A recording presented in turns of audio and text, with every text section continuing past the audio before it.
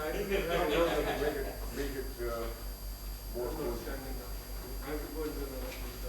right. This did in the I wish we had in the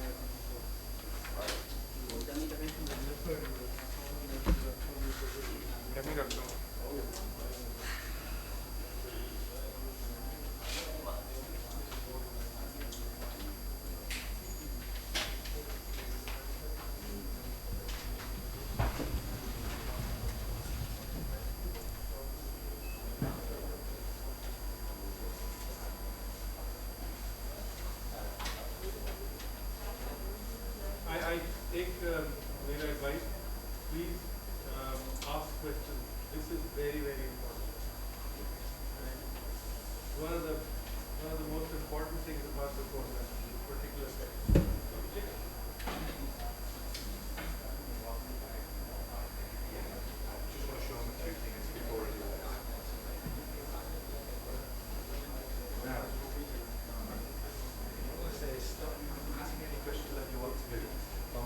Sorting out this. The most important thing when you're doing colonoscopy is what?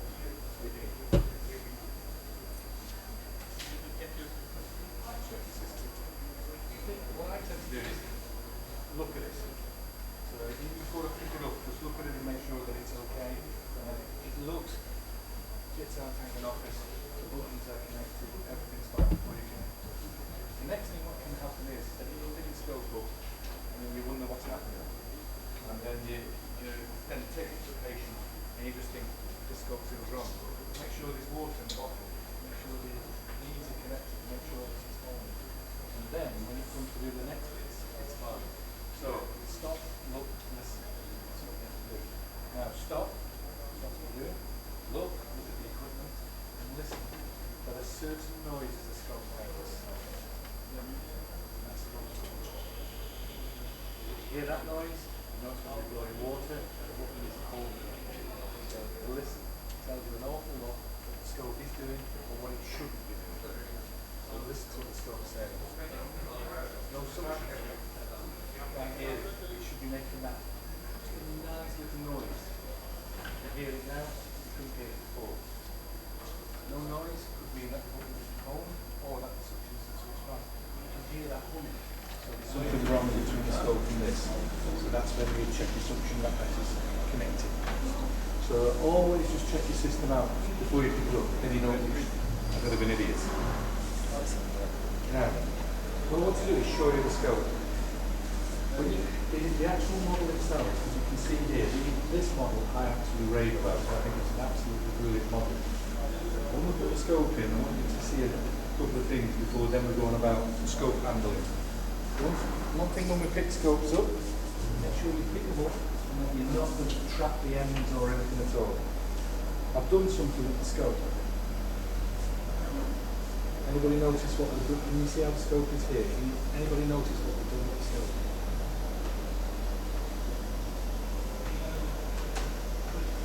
Ignore the umbilical, that's always going to be a problem when we're doing this. Anything else? The stiffness are rotated. When you pick the scope up, if you hold the scope here, take it away, you can see there nice. See the size of that wood? When you take the stiffness off,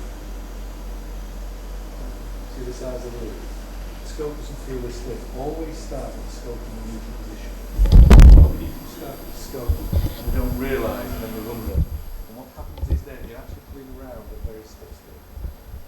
Whereas this is flexible and you can still use it. What I want to show you first before we do anything is the valve itself. We just push down on it just a little bit. Now if you look at the scope's only gone in when, ignore where it is. If we actually put a little bit of air in, you see the sigmoid blowing up. But as the sigmoid blows up, we always have the patient in the left hand side. And as we put the air in, what happens is, you can see is, the right side of the colon is blowing up. That happens in real life. So what happens, do you think, because the right side of the colon is blowing up?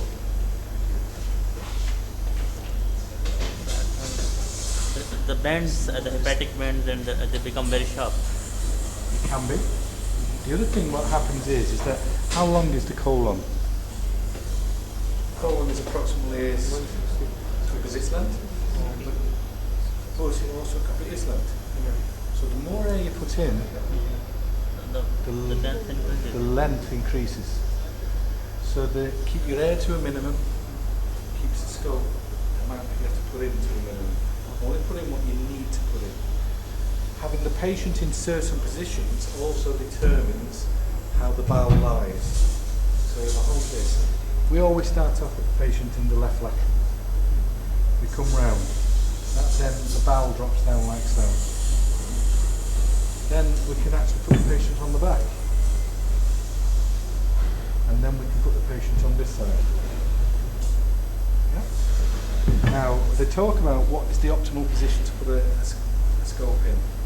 If you start with the patient in the left lateral, it's easier for us to scope the patient.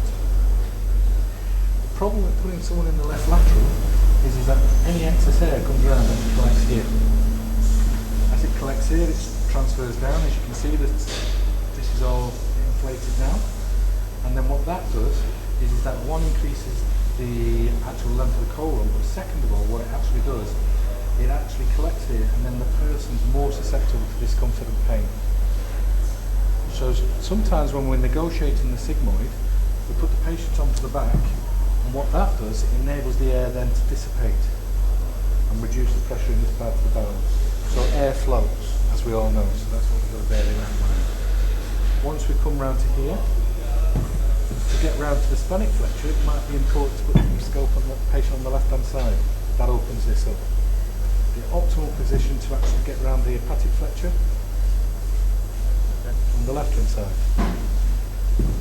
If you're actually asking me about in an ideal position to have the scope on a patient when you're withdrawing the scope, if you have the patient on the back when you withdraw the scope, there is no tendency to have pressure from either of these flexures. So if it's on the back, then the scope should be able to come back in a straight line. Now here comes the kicker. The kicker is, I will pass the scope while the patient's on the left-hand side as long as there's no discomfort and I don't have to change position. Just because you'll have read all, and the reason why I've covered that is because you'll have read all these articles, you'll have listened to all these great chaps say put the person in this position, you'll have heard about use this torque, use this particular pressure. Why change what you've got while it's working? So if left lateral is working, why not leave them in the left lateral?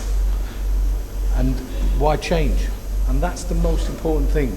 So I'm not saying ignore what they say. What it is that the idea of this course is to give you tools that you can put in for when you have the difficulty rather than pushing on. Okay? Now the next thing, before we actually put the tube in the patient, is to see a few things. Thank you very much. I'll just take that off just for a second or so while you fill it up, and then I'll just show them a few things. When you put in a scope in, the scope goes forward. Now what I need is just pop that to one side just for a second. That's alright. There are a lot of things that's important when you actually scope. If a patient was on this bed here, is this bed the right height? So for you, is this bed the right height? A bit higher. For you, is this bed the right height? Yeah. Okay. Right. So what happens is a lot of the time is that we come along and you may be working with a boss who's so big and this trolley is absolutely perfect. Then you'll come up, you'll be scoping, and because you're used to working with your boss and he's so big and he's got the scope so high, you'll then end up leaning forward and then that compromises what you're doing. So what you've got to do is take control of your environment. So while you're scoping, you adopt the level that's appropriate for you. I always say it's just at your belt buckle. That's the height. The reason for that is I'm only putting this in so that you can see what happens to the scope. It's not for anything but you can see what happens to the scope. If I'm too high and I put the scope in, this is what happens. As I put the scope in, it causes pressure on the anal sphincter. If you, my friend, can actually do that around the scope. No, just that. No. No. Like this. Like that. Yes, brilliant. So that's the anus. As I go forward, if I'm so, the patient stays still, it's like so, yeah? If I'm too high, it'll go forward, it pushes it down. You get anal sphincter pain. So it's actually keeping, if I go down, you get anal sphincter forward, back. Now the thing about this is that as I go forward and I'm staring at the monitor, I think I'm going forward. And I keep doing this and I keep doing this and I'm not looking. But I'm actually causing a lot of pain and discomfort here locally. So thank you very much. So what you've got to do is actually get used to pushing the scope in a straight line. And the best way to do that is get the trolley the right height. If the trolley's too high, it's like having it up here and you're doing so. The next thing about the scope, when you're actually introducing it, I don't know if you play, anybody play snooker? Seen it on the television? Seen it on the television. If you put the scope in a straight line, lovely. Yeah? Put the scope in, see what it's doing? Going in, I'm pushing it here, my hand's drifted forward, it's actually changing the tip. So it changes the dynamics, changes how the tip responds. So keeping the scope in the straight line is important. When you're scoping, you've got to relax. But in relaxing, I'm going to ask you to do something else. Scope comes in the hand. I have it so it comes down here. The reason being is that I put the scope and then I can do this with it. If I have the scope here, I lose the scope down the back of the hand. And then I have to be doing this all the time. If I'm here, I can change my fingers and I can change my hand how I like. If it's here, my hand is up here and I can't control it as easily. I can't reach round. So I always have it coming down the inside. That doesn't mean this is wrong, but I actually think you've got less control. So it's down the inside. Position of the umbilical. When you're scoping, don't have it coming across here and it coming behind you. The reason being again is because if you actually angle with the scope here, it reduces what you can do with the scope. If it's behind you, you can move and you can walk up and down. And that's what we'll demonstrate later. So just to recap, I have it here. I have this when I scope behind me, so it comes up this side. So it just gives you more ability to actually use the scope. The other thing to do when you're actually scoping, before you put the scope in the patient, is to look at what the tip does. This is an old scope. Don't knock your equipment. I'd be able to get this scope around the patient, but the most important thing is that that tip should actually, can I actually touch it? Should actually sit like that. That's how it should sit. Yeah? But because it's an old scope, see it pause there?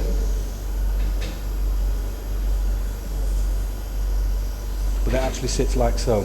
How can I increase the angulation? I can't put my arm in and I can't do that. How can I increase the angulation? Right, left. So if I move the right, left forward, it increases this to what I expect. Now I've increased it, what have I actually done to the scope? I've twisted the tip. So without this on, look at the scope tip in relation to the scope itself. See it? With the right, left on, look at the tip in relation to the scope. So what I've actually done, the scope has done this and the scope tip has done that. So what I have to do to compensate, because it's gone forward, and on the scope on the little wheel goes forward, that turns the tip to the right. Because I go back, the little wheel goes to the left. Okay? Because it goes to the left, I then neutralise it by keeping the torque to the right. Can you see that tension in the scope here between my hand and the... How am I going to keep that on? the scope here. How can I keep that so it sits there? Can you see the tension behind me? Yeah. It's fine. You feel that tension. How are you going to keep that tension on? Shift the tension back to the. You've got two choices. One, you could rotate the patient. Second, if you let go, if you just relax, just let it go. Just open your hands. That's it. Just turn that there. Brilliant. That's just to stop it sliding.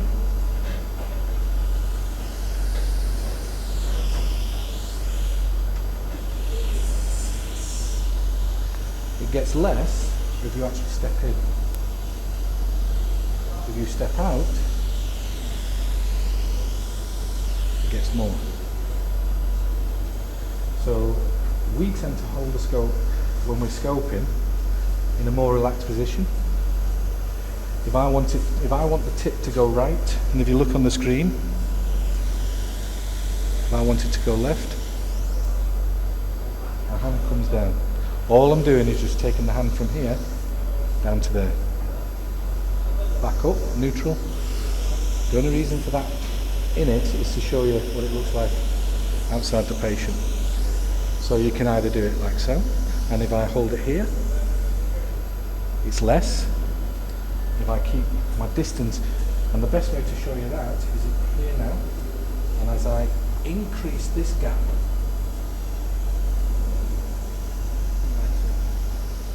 that's all I'm doing. If I want to then,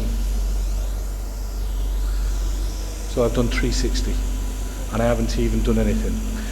The most important thing what you do with the scope is that you keep this in a straight line in relation to the anus. So sometimes what I tend to do is I'll put the torque on, I'll move my hand here, I can take my hand off, I then step out because I want to increase the torque, or I want to take it off a little bit. So you'll see me sway. It's not the fact that the heat's getting to me and I'm thinking, oh man, this is too hot. So that actually takes it off. See, I'm not doing anything at all. I'm actually overdoing it so you can see what it does. I actually just do that. The idea of this course is to, that's fancy, but the idea of the course is to show you that there are more ways than just putting all this torque on. What you've got to do is, if you're going to put, I'm going to ask you my friend, you're going to have to put clockwise torque on the scope. Show me how to put clockwise torque on the scope. I want you to put as much clockwise torque on the scope as possible.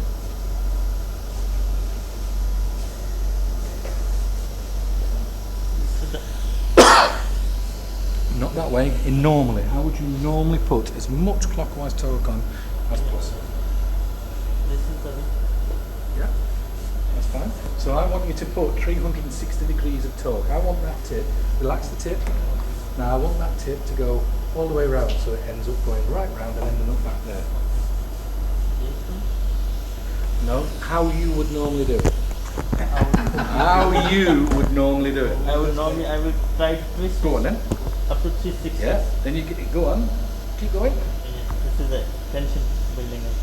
Okay. This is the way. Okay. You have a go. Okay. How would you normally do it? Just rotating it. Okay, so that's how you'd normally do it. Okay, just relax. Both of you started with your thumbs here, and you knew you were going to have to put a lot of torque on. Now, in knowing that you're going to have to put a lot of torque on, why don't you get your thumb as far around as you could?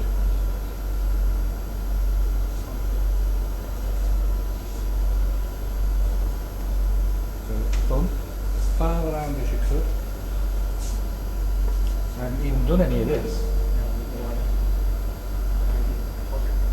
Anti-clockwise. I want it to go as far around. What you tend to do is start where it's comfortable for you.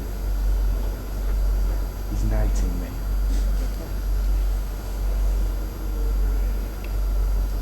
I love you. So, when we we get the scope itself, I want to go anti-clockwise. He's now making me feel like I'm angelic. I want to go anti-clockwise. Start with the scope thumb here at 3 o'clock.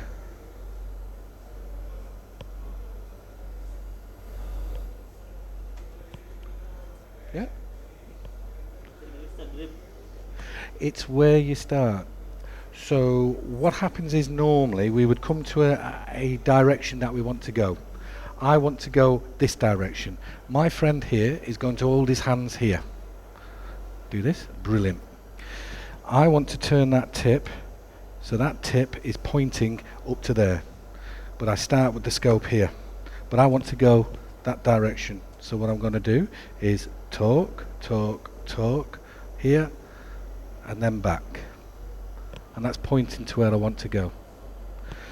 Now what normally happens is, I knew that, right? What normally happens is you would start with your thumb here and you'd go right, and then you'd be right.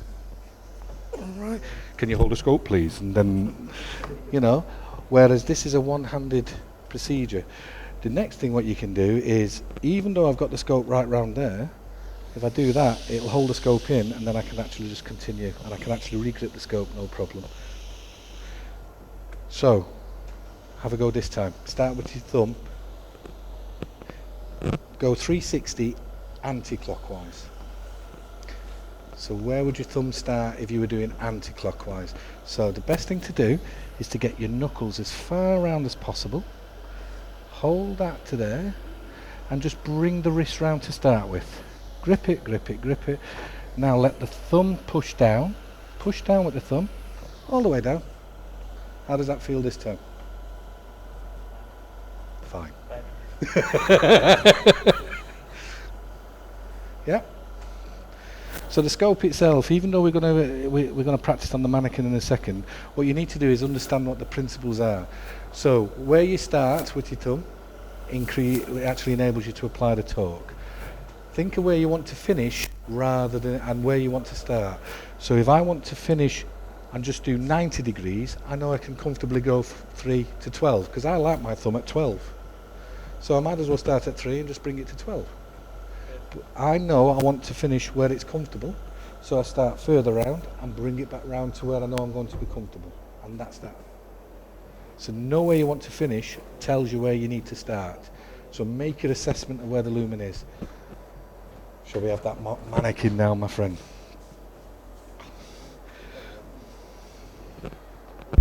Any questions?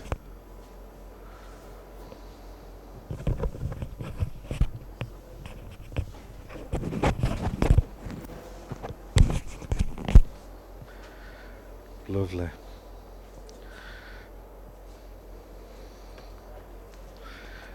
Now what we do is that on the course itself, anytime you want to ask us anything, ask away. Anytime if there's some free time and we're not tied up doing anything, myself, Vakar, Sajida, sorry, where is he? He's over there, he's back round back. We're more than happy to spend a lot of time with you. So have we got lubricant in now, my friend? Yes. Wonderful. Now with these, it's just principles applied. When if you're going to scope, make sure you have some lubricant. I love this stuff. That's right. So we've not put it in yet, no? No. ये मैंने तैयार कर दी. This is ready. But have you put it in or no? No. Oh. Okay. Do you want to put it in then for me, my friend? You can just go straight in there. And then what we'll do is we'll seal it up with the axis.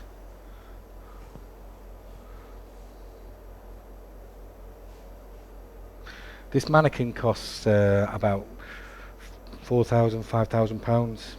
It's a lot better than the simulator. There used to be an electronic simulator that's available from Keymed, Olympus, and Olympus themselves have taken it out of commission. Don't know why, but they're not going to replace it, and it's sad to see it go, but it did do a lot of good things with it. Now with this, you put your lubricant in, and you just work it round.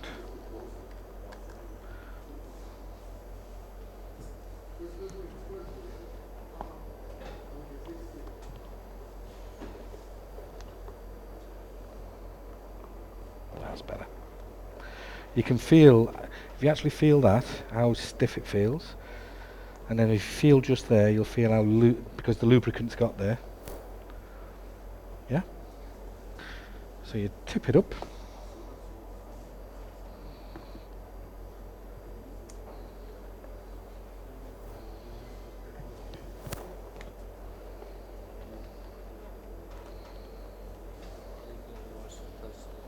And now if you feel this, you'll feel that that's all nice and loose and yeah.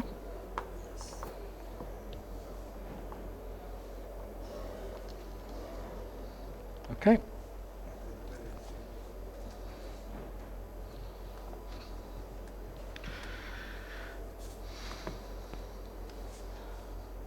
So we've done all our checks. Anybody remember what the checks are? They talk about doing these 5 checks. The 5 checks are: you check that the scope is connected, you're checking for air, so you blow it, then you press for water, you watch for your water, suction, anything else, any other checks that you do. Stiffness on or off, check for that. Locks, wheels forward, anything else. Position of patient, position of scope. There's a lot of people who forget this one. No, it's frozen. And then they stick the scope in and then they think, so the image is frozen. You can have MBI on some of these scopes, all these type of things, but make sure your wheels. But then the next thing is that the wheels work. Now this one, because I know it does that, I would then be thinking to myself, what can I do to overcome? I live with what I've got, I work with what I've got, and I know that that's going to be an issue, but I know how to correct it. I tend to avoid using this hand coming across here, but I just wanted to see that it would actually work. Okay? So in looking at the scope itself, everybody scopes slightly differently. I've got no problem if you want to put lubricant on the scope. I've got no problem if you want to put lubricant on your hands. I've got no problem if you want to carry a wipe. But the most important things when you put scopes in is to put them in a straight line. So when the scope goes in, it goes in a straight line. The patient will normally be as far up as what we can, so we can leave the scope sit in this type of position. The monitor's here over your shoulder, keep it in a straight line, and then we'll look at where we want to go. Little bit of air. Now because this is one of these mannequins, you just want a little bit of air just to catch the scope a little fraction. Not too much, just a little bit. Yeah, so it retains the air. Okay, just a little bit. Now, can you see where the lumen is? Okay, so if I go anti-clockwise, there's the lumen again. Now clockwise. See it? Scope's dropped off the bed. This is common. So you end up going forward and you think, it's not going forward. Why isn't it going forward? And you look. Quite often is the feet as well. It is. So what I've done that so you can see what it's like. So I won't scope normally with my hand up here. So you're going forward and you go, and then you think, what's wrong? And you forget to look around. So at this point, stop, look, listen, this is where I want. Bring the scope back round. Even if you have to restart.